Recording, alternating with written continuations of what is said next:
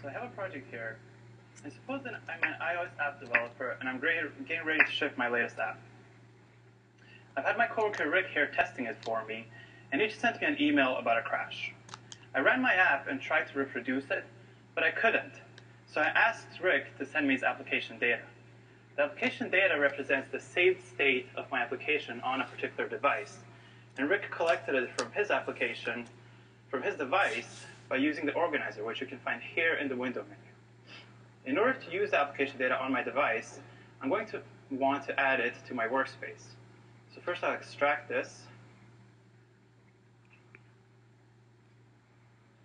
and then just drag it into the project navigator. I'll copy it into my project, but I don't actually want to add it to a target because it isn't part of my application.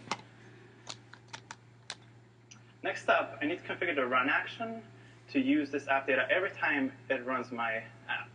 I can get to the run action by going through the edit scheme settings here, but since I'm going to be running right after this, there's a better way to do that, and that's to hold Option when I click on Run here, or hold Option and click on the Run button right here.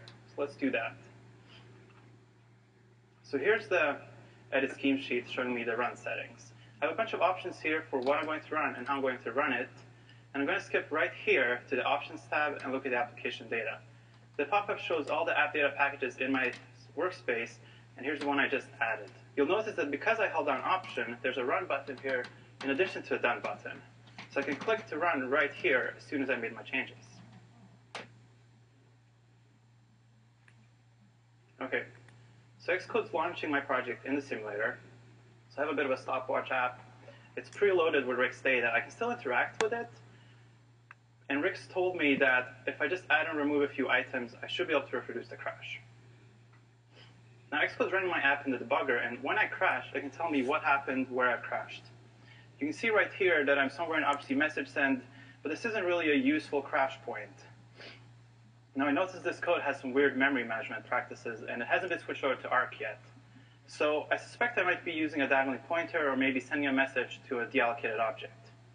The tool we usually use for that is NSZombies. Now, let's configure Xcode to help me do that. If I Option-click on Run again to go back to the scheme options and switch to diagnostics, you can see that I have a bunch of options here. I can enable these with checkboxes instead of having to know the underlying environment variables that control these in the OS. You might want to enable all of these, but they all have pros and cons, so look inside our documentation for what they are. I'll enable zombie objects, and let's run again. So Xcode relaunched my app, reloaded the application data, and what I'm going to do is play around and see if I can reproduce that again. And here we go. Now I'm still getting assembly here, but if I look in the debug console, I can see a message about message being sent to a deallocated object. That's definitely a zombie, right? If I look around in this stack frame up here and go up to my code, I can see where in my code I've crashed. So I'm sending a message, or I'm trying to print a message with this objects array. That seems pretty harmless, but if I backtrack a little bit up here, you can see that I'm trying to save some memory by releasing this array when it's empty. But that leaves me with a potentially diagonal pointer in the objects IVAR, and the rest of my code isn't set up to handle that. So I could set this to nil and then compensate elsewhere in my code. But you know, this seems an awful lot like premature optimization to me, so I'm just going to delete this block of code altogether. Okay, let's try again.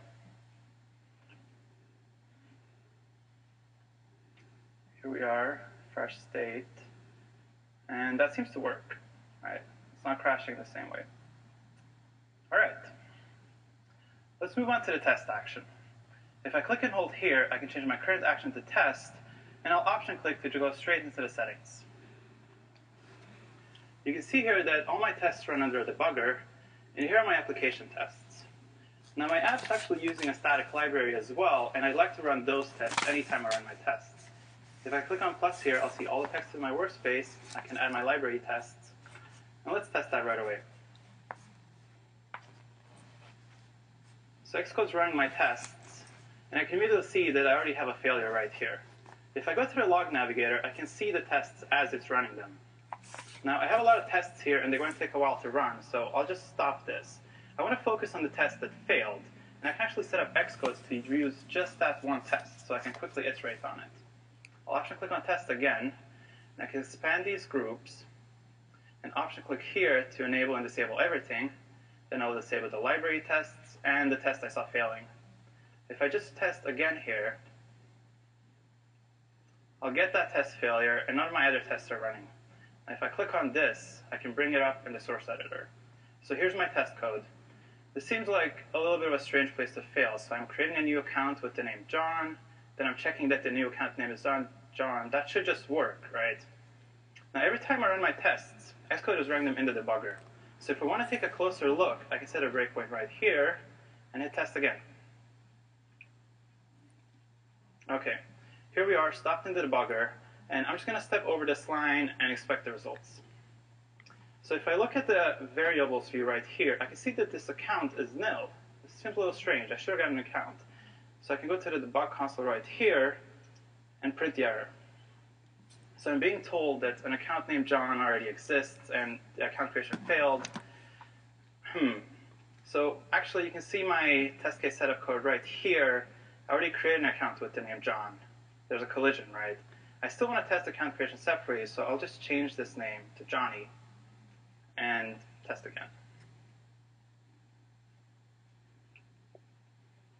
So I stop at my breakpoint. I can remove it and continue on. And my test succeeded. All right, that's how you can configure Xcode to control exactly which tests you run and then debug the tests you're working with. Let's move on to the profile action. If I click and hold here, switch to profile, Xcode launches instruments for me. And I have a bunch of tools here that I can use to measure the performance of my app. That's generally what you would use profiling for, to measure performance issues. Now, Rix would test my app again, and he told me that if you plays with it for a really long time, it crashes eventually. That sounds like memory growth, right? The first thing I like to check for is leaks, and I can select select here and profile. But if I'm going to be working with leaks a lot, I can actually set up Xcode to launch leaks directly for me. So let's cancel that, go back to Xcode. I'll option click on profile, bring up the edit scheme sheet, and you can see that I have an option right here to select the instrument I want to use. There's leaks, I'll change that, and hit profile again. So here's instruments. Immediately open up leaks, and it's running my app in the simulator. So I'll play around here a little bit and see if we can see anything.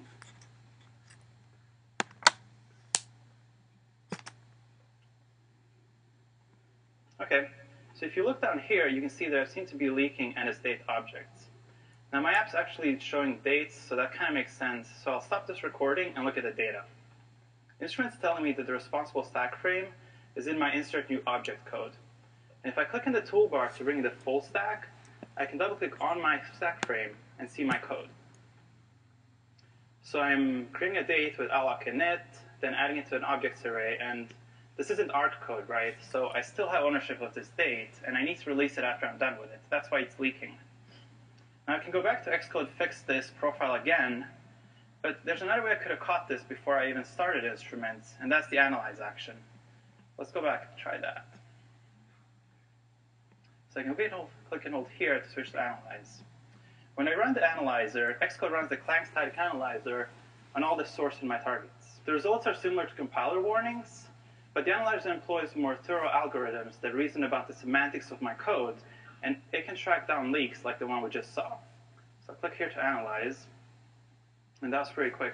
I have an issue here. I can click on that. I'm being told that I might be leaking an object stored into the variable date. If I click on this annotation, I get a control flow graph. So by the time I get to step 2 right here, it's telling me I'm no longer using date, I've leaked it. So I can fix that just by adding date release right here. Okay, let's analyze again, see if that helps. Okay, so analysis succeeded, there are no more warnings. So I fixed the crash, I fixed the leak, my test cases are all good, there are no more warnings here. If I'm ready to ship this app, I'll use the archive action. So when you archive, Xcode builds an optimized release build of your product ready for distribution. First of all, I'll change my destination to a device because I want to distribute something that runs on a device. Then I'll go up to the products menu and click on archive.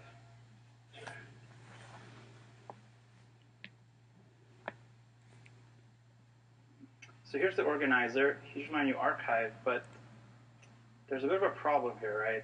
It's not showing my application icon. Instead, I'm getting this generic default archive icon. And Xcode's telling me that the archive type is a generic Xcode archive. There's no version number, there's no identifier. This isn't something I'm going to be able to submit to the store. So to see what's wrong here, we're going to have to learn a little bit about the structure of archives. Let's switch back to slides for a moment. So what is an archive? It's actually a bundle, and it contains three things. An install style build of your application, which has post-processing steps applied to it to make your application ready for distribution. It contains your app's debug symbols so that you can symbolicate crash logs and debug other things. And it also contains metadata about your submission status, comments, and notes you might want to record.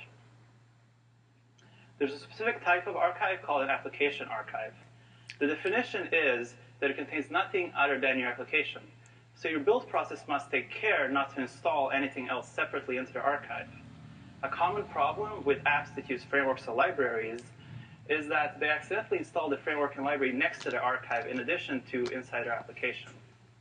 So what you want to do is just embed frameworks in your application, link in the libraries, but make sure they aren't installed in the archive.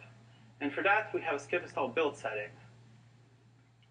So let's go back to my project and see if that's what's going wrong.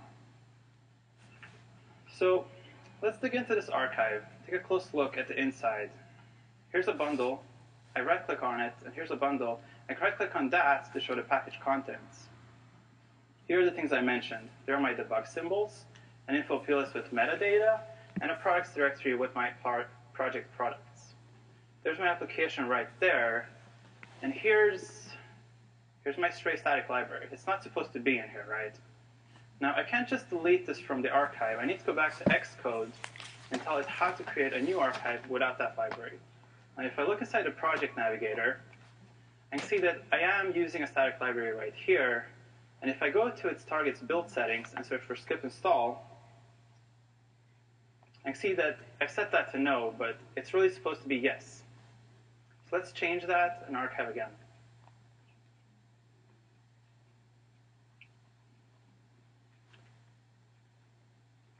Okay, so here we go.